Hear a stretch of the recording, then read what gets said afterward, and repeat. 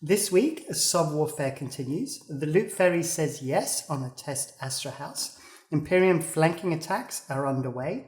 Another timer on the Doom clock hits 0, and as a consequence, an Imperium Keepstar in Delve is now under attack.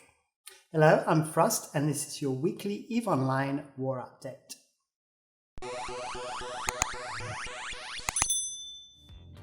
Welcome back. So the first thing that I noticed with this week compared to previous weeks that has really changed is the rate of attacks that have been happening. So previously, we kind of had events happening every day. This wasn't the case in the last week. It was really focused down to just 2 or 3 days in the week. So I think as we're kind of getting further and much deeper into this war now, the strategic objectives on both sides are becoming much more focused, and all the attacks are therefore happening on kind of very specific times. So once again, I'm going to jump up into my box, and as usual, we start off with our dotland. As you can see, not much has changed. The main thing that is different to me is that we're starting to see iHubs just literally being left. No one's trying to take ownership of them. So for example, you've got the one here in QX, OTAC I, HMTAC.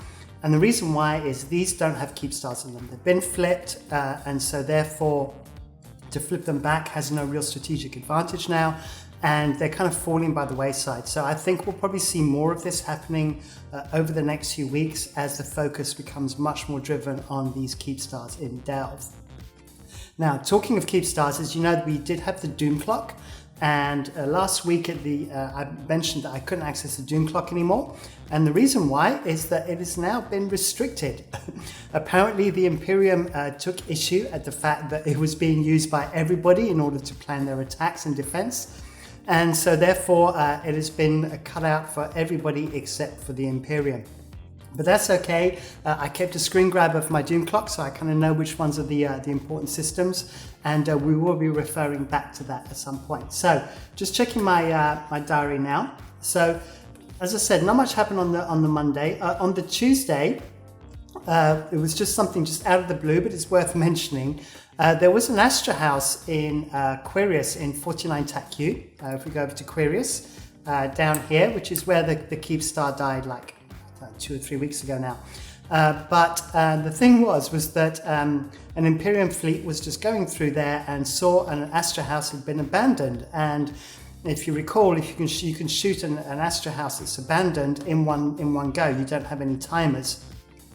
And it had a pretty big loot drop. So this is actually a screen grab of 3 different screens, because the overview was so long that the person had to do 3 different screen grabs. But you can see that this Astrahus was basically used as kind of a black ops base. And apparently, as I understand, they were told that everything should be taken out of there, and everyone was pretty certain they had. Turns out that wasn't the case. I mean, primarily you see it's a lot of bombers, but all the same, over here in the purple, you can see we had an Enforcer. I could see a Falcon up the top here. I could see a couple of Stratioses over on the right here. I saw another Falcon. There you go, down here. There's also a Viator. So you're talking about a few billion here that dropped out of this Astrahus. So a proper loot ferry job here. And clearly someone didn't get the message in test that this Astrahus needed to be emptied. So you guys, that's just something to be noted. Whilst I had the Quirius map up as well, it's worth also pointing out, if you remember, I said that I considered the Brave had really overstretched themselves and taken so many systems in Quirius. And as you can see, a lot of these have been dropping. They're now blank. And you can see that pretty much every system that Brave has here has been reinforced. And I think it's now very clear as well that Brave realized that this is not worth fighting over. They don't have the resources to do it, especially with what's happening in Catch right now, which we're going to come on to in a little bit later. So I can expect to see all of these kind of turn blank. So any plans that Brave had, they've now realized that this needs to be put on the back burner as there is a war to be fought, and taking territory over for other purposes is just not on the cards right now. So that now brings us then on to a Wednesday the 16th in the evening. So this Astrahus was like early morning, so 6 o'clock UTC. But on Wednesday evening, there was, in fact, I don't even have it up. So let me go back to my universe and go to Catch. OSHT-A. I want to call it by its proper name, but I can't. But anyway, in OSHT, I nearly did it, there is an init Fortizar that was anchored there. And so there was a fight over this because TAPI in particular, that's Test Alliance Please Ignore, and the Legacy Coalition, so that includes Brave, Invictus, Warped Intentions, the Watchmen, etc. They're all affected by the fact that init, the initiative, had deployed to OSHT and to Curse. And so they're creating real harassment in the system. They've been hitting a lot of iHubs, as you can see. They've been hitting citadels as well, reinforcing timers, and just generally creating sort of general havoc in this area, which is, the aim for this is to really kind of try and pull TAPI away from the fights that are happening in Delve and the strategic things that are happening in Delve. Now, the thing that we're going to see a little bit later on is that TAPI are kind of really put up against the wall when they're just fighting on their own against the initiative.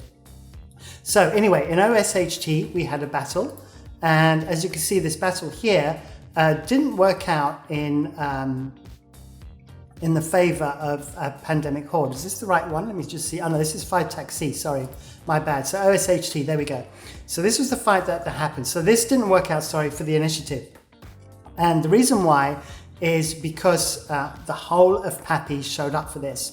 So, I mean, you can see that as well as Pandemic Horde, as well as Test Alliance and Brave, which are in Warped Intentions, who are Legacy, you had Pandemic Horde, you had Norby Coalition, you had Legion of Death, which is Fire, and PL as well, all showed up to provide support for this armor timer. And as a consequence, the initiative was really, really outnumbered.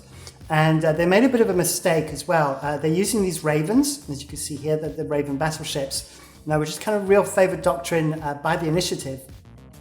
And they did a micro jump drive. And instead of, they knew they were outnumbered. They put up a fight, which was fair play, but they knew that they weren't going to be able to hold this at all. And they tried to jump out. And as I understand, they MJD'd to the wrong gate. And instead of MJDing out of the system, or lining out to MJD out to then warp off out of the system, they managed to MJD themselves right into a bubble near the Keepstar. And at that point, it became a slaughter. And, Init realized this, and they actually posted on Reddit that this is the mistake that they made, lessons to be learned and all of that. So, creds to the Init for being very upfront about what happened. But as a consequence, the timer went into its final timer. And this final timer was going to be coming out on the Friday night, I believe. Was it the Friday night or was it the Saturday? Saturday night, there we go. It was on the Saturday night, which is key. And then we're going to come back to that. Now, the reason why I brought something up earlier was because also on the Wednesday, but in the morning, and I kind of forgot to mention this, there was a fight in 5-TAC-C QDA. So 5-TAC-C QDA is this system here in green. And what this system is a Doom Clock system. So there is a Keepstar in here. And what happened was that the Imperium decided to try and attack the iHub to try and therefore flip it. And we know that this happened because if we look at the battle report and we go down, let me go on to ships, there we go. You can see right at the top here, you've got 3 prophecies and you've got 3 drakes. And if we click on the prophecy, you will see that right here it's got an entosis link on it. So they were trying to essentially hit the iHub in 5-TAC-C. And so it meant a flash form. And as it turns out, it didn't work out well. You can see that PAPI lost 30 billion here versus 14 billion to Goonswarm. And from what I could see, Test Alliance looked like they were there first. And then Brave came in, but you could see from the losses here that you got a lot of vultures gone, and then loads and loads of bazzies. And the good thing with fleetspace.com or the EFM battle reports is you get a timeline. So you can see that what happened was that PAPI came in, they managed to take out the 3 prophecies and the 2 drakes. There was another drake remaining, if you remember, there was a 3rd drake, and then they started hitting the scimitars, and I assume these simmies were there to try and reinforce these drakes.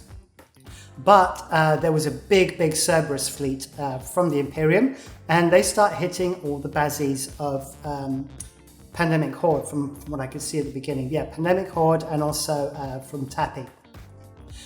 Then what happened is a lot of Bazzies started going down, and then a lot of Eagles started getting hit. It looks like there was a bomb run attempted and a lot of Purifiers died on the Imperium side.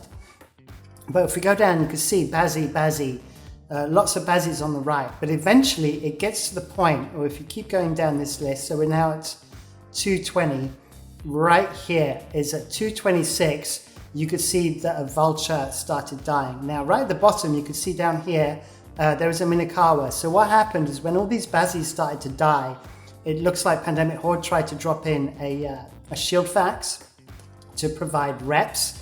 But as soon as your Bazzies, as your Vultures start dying, then you know you've got real problems, because the Vultures have really, really good tank.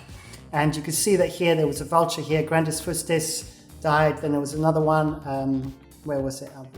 They're further up. I've lost them now. But they're basically, where are they? They're in here somewhere. Okay, Etta Blue, here's another one. But the main thing is that the Vultures have a lot of tank, but the problem with the Vultures and the Eagle Doctrine is they're really slow. They don't have the speed of the Eagles. And if you're trying to extract your fleet, especially if you've been bubbled, and I saw Mr. V was flying a Sabre, you can see Goonswarm here, Sean Sonic was in a Sabre as well. They clearly got bubbled. They tried to burn the Eagles out of the bubbles. It looks like the Vultures got left behind because they were not as fast as the Eagles. They all started to die. They lost all their links. And then it's a cascade failure from there. So, it looks like it was a pretty big fight all the same.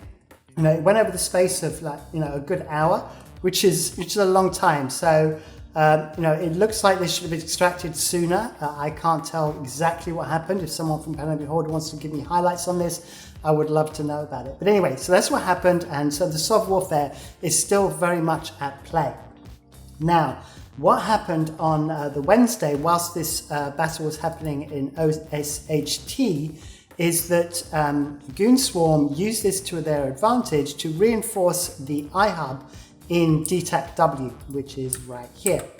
So the iHub in DTAC-W is once again a Doom Clock system. There's a Keepstar here, and this one, as you can see from the -10, belongs to Pandemic Legion. Now, the timer for that then came out on the Friday. And as it turns out, Pandemic Legion didn't have any problems flipping it back. And this seems to be an issue where Goonswarm are really struggling to kind of play the second part. They can reinforce an iHub, especially when forces are pulled over to catch, but they don't seem to be able to flip it. They don't seem to have the resources available to them to be able to flip these systems. And one of the reasons as well is DTAC-W, if I mentioned that last week, is a capital system. So the ADM is at 6, and so the entosis timers are really, really short for the defensive side, and extremely, so we're talking 5 or 6 minutes at most, and very long for the attackers. So that's for the Imperium, so it's closer to an hour. And so they really need to come in on force for this. And I haven't seen that happen as yet. And if they want to try and stop these Doom Clock systems from reaching their final timers, they're going to have to really up their game on this one. So anyway, so that went up. In the meantime, on the Friday, the other thing that happened is in Null, which is the other Doom Clock system, the cyno jammer went up. So the Doom Clock hit 0. And so if you remember, if you have an iHub in place for 35 days, you can reach strategic level index level 3. So it takes, the strategic index only goes up with time. There's no other way of moving it up. So you have to wait for 35 days. Once you get to level 3, you can then put in a cyno jammer. And so this is exactly what happened. A cyno jammer went in on Friday evening. As soon as that cyno jammer went in, it was used to put a cyno jammer up to block the system from any capitals jumping in. Then it was cycled down briefly so that Northern Coalition, NC Dot, were able to jump their supers into NOL, and they reinforced the Keepstar timer. They did the shield timer on the Keepstar. Then, as a consequence of that, the armor timer came out on the Saturday night. So the Saturday night was kind of a big deal, and lots happened on the Saturday. So what happened, as you know, is the timer was up for the Keepstar for its armor timer. Now here, unfortunately, the Imperium made a mistake because we also had in catch the final timer on OSHT. And so what happened is that TAPI went up there, and I believe they jump cloned by the ships that they brought to the fight, which we'll see in a minute. It's clear they jump cloned, they didn't actually travel up there. But the rest of PAPI needed to travel. So that's Northern Coalition, Pandemic Legion, Pandemic Horde. But what happened is the Imperium attacked the cyno jammer too early. So they decided they would try and take down the cyno jammer and take it out in order to be able to jump in their super capitals to protect the Keepstar. But they did it too early. And as a consequence of that, the other forces of PAPI that weren't TAPI, or Legacy, were still in Delve, and they were able to go and fight over this cyno jammer. And that's exactly what they did. And so I have a battle report here, and this is the OSA, there we go, and it happened in Null. And what happened was there were a couple of attempts, and then the Imperium, and Goonswarm in particular, tried to bring in a Munin fleet through the PR TAC 8 gate into NOL. And at the time, I believe it was Northern Coalition. Northern Coalition put themselves in a situation where they were on the gate and they were outnumbered. And they took some bad damage to their simmies. You can see a lot of NC dot simmies died here. And at that point, then PL and I believe Pandemic Horde as well were able to get in. And at that point, then the numbers flipped. They were outnumbered, they were bubbled, and then that Munin fleet was destroyed. The Serb fleet, on the other hand, kind of ended up moving out of system because there were too many reinforcements there. They were the ones that were primarily attacking the cyno jammer. So as a consequence of this, the cyno jammer was protected, and the PAPI forces were able to lock down the NOL system. But on the flip side, in OSHT, things were very, very different. So now, if you remember that on the Wednesday night, because the whole of PAPI was there, the Init were unable to defend the armor timer. But in this situation, things were very different. So the first thing that was up was, let me make sure I've got the right date. This is the one on the 16th.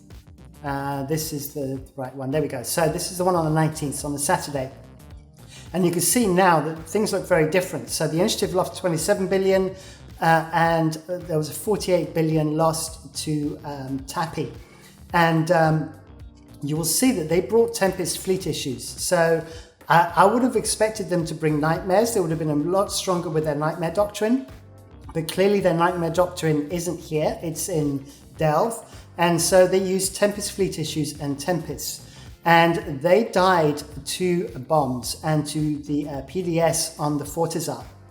Now, one of the biggest issues you have with battleships is their align times. And so this is the reason why the initiative use MJDs on their Ravens. So they try and not keep them together in a group. They try and split them up a little bit so they're not all on top of each other.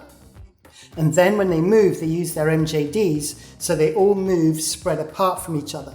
The problem when you warp battleships is they all come into a blob together.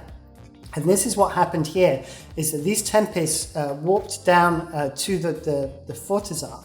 And as a consequence of that, they all became into a blob. Now, these things take ages to align, longer than it takes for you to scan them down with combat probes.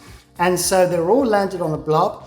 They were combat probed, and then bombers came in and took them out. And you can see here that not only they took damage from the Fortizars, they were close enough for the Fortizar to be able to launch bombs, but then they were then taken out by bomber squadrons, and 60 battleships died in one fell swoop to this bombing run. Now, I was going to show you how the initiative were actually using void bombs as well, which is the right way of doing this, but unfortunately in this particular kill, and the last couple that I checked, there isn't a void bomber. There was one in I checked, but I can't remember which one it was. The idea is with bombers though, is you use a squad. I can't remember exactly the number, I'm not a Black Ops FC, but it's normally about 7 or 8 bombers with damage bombs, and then you have one with a void bomb. And the idea is you launch the void bomb, you take out all of the hardeners, and then you get max damage from all of the bombs from your damage bombs.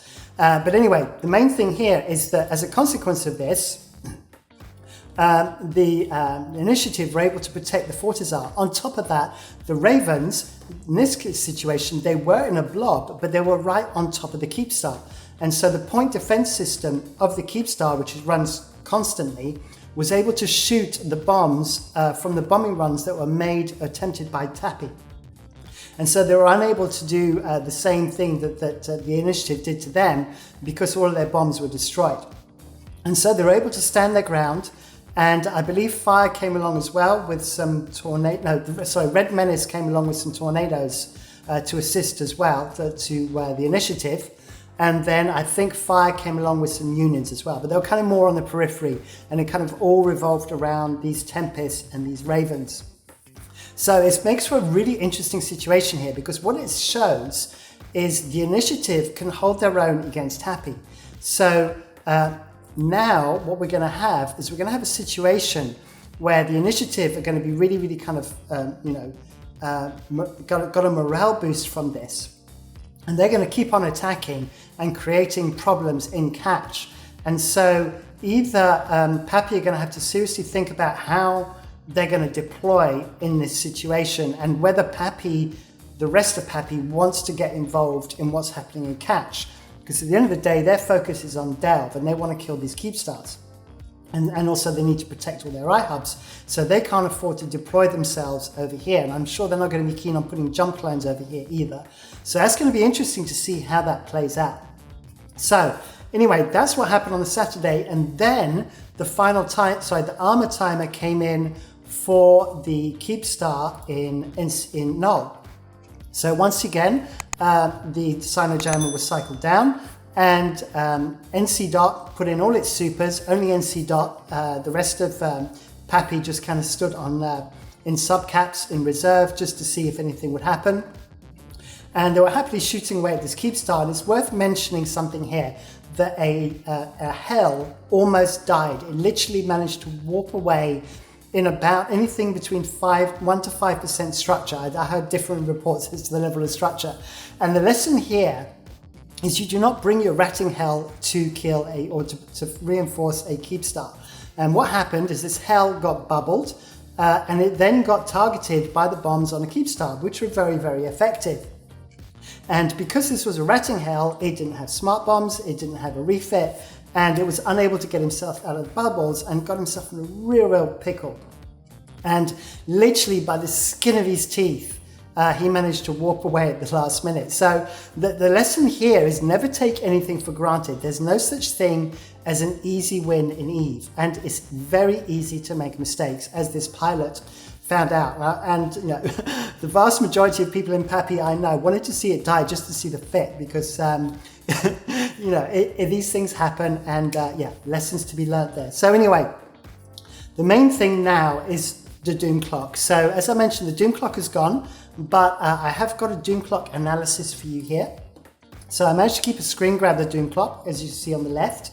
And the thing that I noticed here, some of these dates are no longer quite correct because some items were repped. So what I want to bring up in this discussion now is what's happening next in terms of the Doom Clock. So NOL, which we have right here, as you know, is now the armor timer was successful.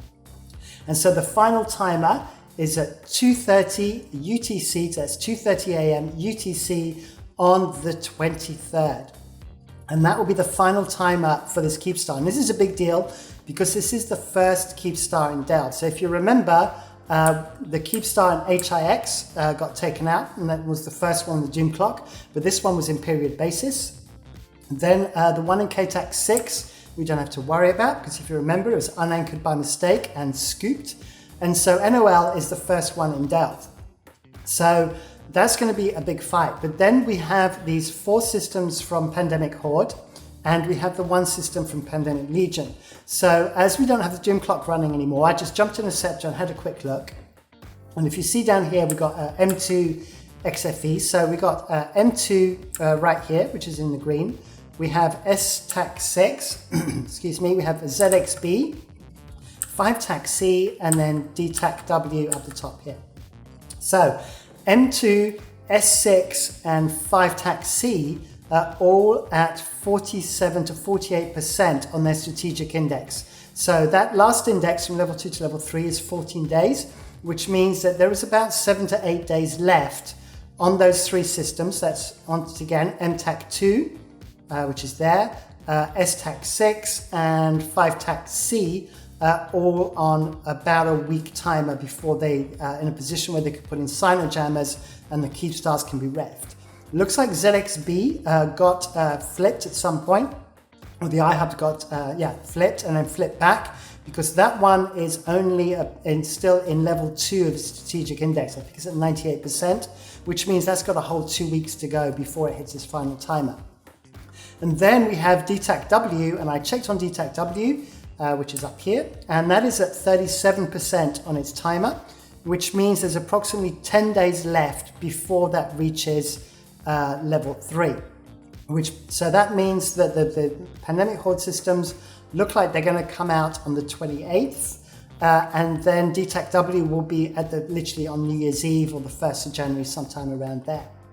This is, of course, unless these systems get reinforced. So you can see MTAC2 has been reinforced here, and there is a chance still to flip it. There is still enough days for these systems to be flipped, so it's not over yet, but this is kind of where we're looking at with the diary.